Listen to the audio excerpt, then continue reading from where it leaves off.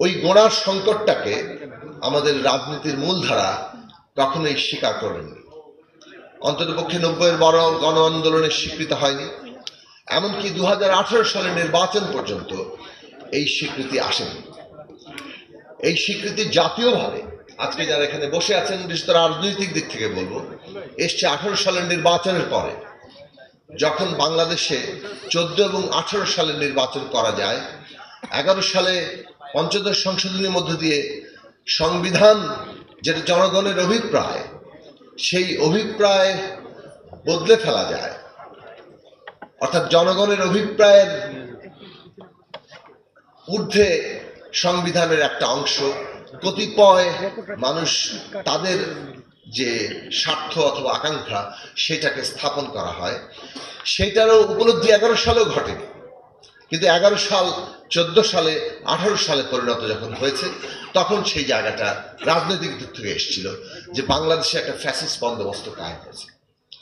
কাজে আমাদের একটা নতুন জায়গায় যেতে হবে।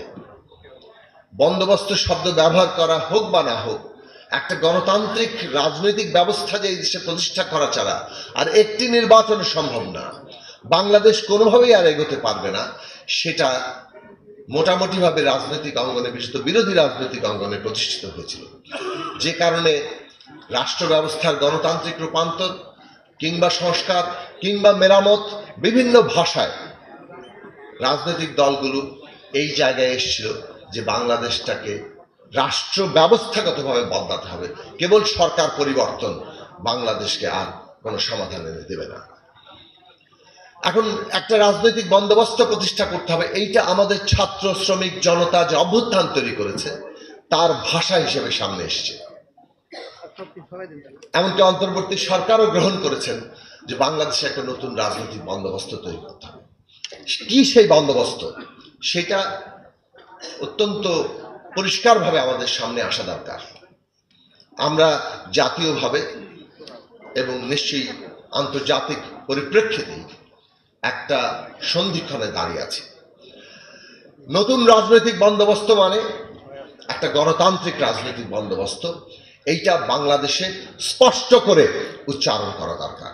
আমাদের হাজারো শহীদ, আমাদের হাজারো আহত, তাদের সমস্ত সংগ্রামের ভাষা দিয়ে এসছে বাংলাদেশ গণতন্ত্রের পথে হাঁটবে। আর কোন রকম কোন মতাদর্শ দিয়েই একটা স্বৈরতান্ত্রিক কিংবা ফ্যাসিবাদী ব্যবস্থায় বাংলাদেশ আর যাবে না। এই জায়গা বটম লাইন পরিষ্কার হওয়া দরকার।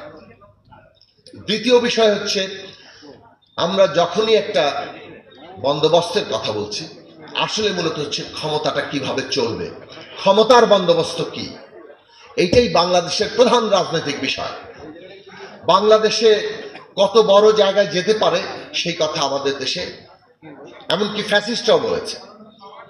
বাংলাদেশ আর কয়েক বছরের মধ্যে $1 ট্রিলিয়ন অর্থনীতি হবে, এমনকি আরো বহু ট্রিলিয়ন ডলারের অর্থনীতি হবে। কিন্তু এই যে এত বড় একটা দেশ, অর্থনীতির দিক থেকে, এত বিরাট জনসংখ্যার দিক থেকে, আয়তনে ছোট হলেও এই দেশ এই রাজনৈতিক ব্যবস্থা দিয়ে আর চলতে পারে কিনা, এইটা ব্যবস্থাটা চালাতে পারে কিনা, ক্ষমতার এই বন্দোবস্ত এত বড় জিনিস ধারণ করতে পারে কিনা, পারে যে না, সেটা ইতিমধ্যে প্রমাণিত। ফলে বাংলাদেশের সামনে দুটো পথ আছে। একটা এই রকম পুরো ব্যবস্থা চালানোর গণতান্ত্রিক পন্থায় হাঁটা, আর না হয় এই রকম স্বৈরতান্ত্রিক ফ্যাসিবাদী ব্যবস্থায় একের পর এক হোঁচট খেতে খেতে খেতে একটা ধ্বংসের দিকে যাওয়া কিংবা নৈরাজ্যের দিকে যাওয়া। সেই জায়গায় বাংলাদেশের আজকে সিদ্ধান্ত নেওয়ার প্রশ্ন, রাজনৈতিক দলগুলোর সিদ্ধান্ত নেওয়ার প্রশ্ন যে আমরা নিজেদেরকে কাঠামোগত দিক থেকে, চর্চার দিক থেকে এই উত্তরণের জায়গায় যাব কিনা। বাংলাদেশের সামনে সত্যিকার অর্থেই বড় সুযোগের জায়গায় এসছে যে এই রকম ভাবে একটা দেশকে যখন প্রায় সেটা নিজের ভেতরের অন্তর্ঘাতে ধ্বংসের মুখোমুখি, সেইখানে আমাদের ছাত্র তরুণরা নিজেদের রক্ত দিয়ে আবারও মনে হচ্ছে মাটি ফুঁড়ে পুরো দেশকে নতুন করে সাজানোর সুযোগ করে দিয়েছেন। সেই রাজনৈতিক উপলব্ধি, সেই চ্যালেঞ্জ আজকে সমস্ত রাজনৈতিক শক্তির কাছে। কাজে এইখানে আমরা এমন একটা ক্রস রোডে দাঁড়িয়ে আছি যেটাতে ঐক্য খুব জরুরি। আমরা কেউ কাউকে, রাজনৈতিক প্রতিদ্বন্দ্বিতা থাকবে একটা গণতান্ত্রিক ব্যবস্থায়, কিন্তু গণতান্ত্রিক ব্যবস্থার যে রাজনৈতিক প্রতিদ্বন্দ্বিতা ক্ষমতা নিয়ে, সেটা যদি একটা নিয়মের মধ্যে না ঘটে, সেটা আমাদেরকে ধ্বংসের মধ্যে জায়গায় নিয়ে যাবে। সেই উপলব্ধিটা রাজনৈতিক পার্থক্য সত্ত্বেও রাজনৈতিক শক্তির মধ্যে থাকা দরকার। যদি রাজনৈতিক পার্থক্য সত্ত্বেও এই ঐক্যের জায়গায় আমরা একমত হতে না পারি, তাহলে বাংলাদেশ আমরা এই জায়গাটাতে পৌঁছাতে পারবো না।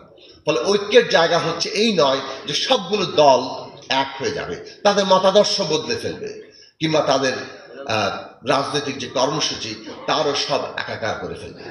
এইসব পার্থক্য হয়তো থাকবে, কিন্তু বাংলাদেশের ক্ষমতা ব্যবস্থা কোন নিয়মে চলবে সেই প্রশ্নে ন্যূনতম ঐক্যের জায়গা বাংলাদেশের তৈরি করতে হবে। না হলে এই বিরাট যে আমাদের সামনে সম্ভাবনা, তাকে আমরা বাস্তব রূপ দিতে পারবো না। এবং সেটার জন্যই দরকার বাংলাদেশের সংবিধানের ক্ষমতার একটা ভারসাম্য এবং জবাবদিহিতা প্রতিষ্ঠা। এই ভারসাম্য এবং জবাবদিহিতা প্রতিষ্ঠা করার জন্য যা যা করা দরকার, সত্যিকার ভারসাম্য এবং জবাবদিহিতা কাকে বলে, এই 5টি পয়েন্ট অত্যন্ত জরুরি। সেই জায়গাগুলো আমাদের তৈরি করার জায়গায় যাওয়া দরকার। সরকার কয় বছর থাকতে পারবে একজন প্রধানমন্ত্রী? 2 টার্মের বেশি কোন প্রধানমন্ত্রী বাংলাদেশে থাকতে পারবে না। এই প্রশ্ন রাজনৈতিকভাবে উঠেছে, কিন্তু এর যে আরো একটু তর্ক আছে এখনো, কিন্তু সেই তর্ক চলবে, কিন্তু সেই তর্কের ন্যূনতম ঐক্য জায়গা দরকার। বাংলাদেশের সাংবিধানিক প্রতিষ্ঠানগুলোর নিয়োগ কারা দেবে? যদি সেটা সরকারের হাতে থাকে, তাহলে সেই নিয়োগ অনুগতরাই পাবে। বাংলাদেশের মতো বিকাশমান গণতান্ত্রিক দেশে এই সাংবিধানিক পদগুলোর নিয়োগ আমাদেরকে এমন একটা কমিশনের হাতে দিতে হবে যেখানে সরকারি দল, বিরোধী দলের বিচার বিভাগের প্রতিনিধিত্ব থাকে। সেটার উপরে নির্ভর করবে বাংলাদেশের সাংবিধানিক প্রতিষ্ঠানগুলো, নির্বাচন কমিশন থেকে শুরু করে দুর্নীতি দমন কমিশন, অ্যাটর্নি জেনারেলের পদ, এই ধরনের গুরুত্বপূর্ণ অডিটর জেনারেলের পদ, এই ধরনের প্রতিষ্ঠানগুলো কিভাবে চলবে। বাংলাদেশের বিচার ব্যবস্থা নির্বাহী বিভাগ থেকে আলাদা হবে কিনা, কেবলমাত্র সংবিধানে একটা লাইন এটা যথেষ্ট নয় 53 বছরের অভিজ্ঞতায়। ফলে সুনির্দিষ্টভাবে এইবারে এই আলাদাকরণ, পৃথকীকরণ, সেটা আসলে ক্ষমতার পৃথকীকরণ, সেই জায়গাটা নির্দিষ্ট করতে হবে। এবং বাংলাদেশে আমরা যেটা ক্ষমতার ভারসাম্যের ক্ষেত্রে 2 কক্ষ বিশিষ্ট সংসদের ক্ষেত্রে যতটা ঐক্য এসছে, কিন্তু এখনো পর্যন্ত সেই ঐক্য আসলে 2 কক্ষের ক্ষমতার ভারসাম্য কি, উচ্চ কক্ষে কিভাবে নির্বাচনের জায়গা হবে, এই প্রশ্ন নির্দিষ্ট করা এবং সত্যিকার অর্থে সেপারেশনটা ঘটানো, সেইটা হচ্ছে আমাদের চতুর্থ গুরুত্বপূর্ণ কাজ। ঢালাইয়ের সেরা প্রিমিয়ার সিমেন্ট।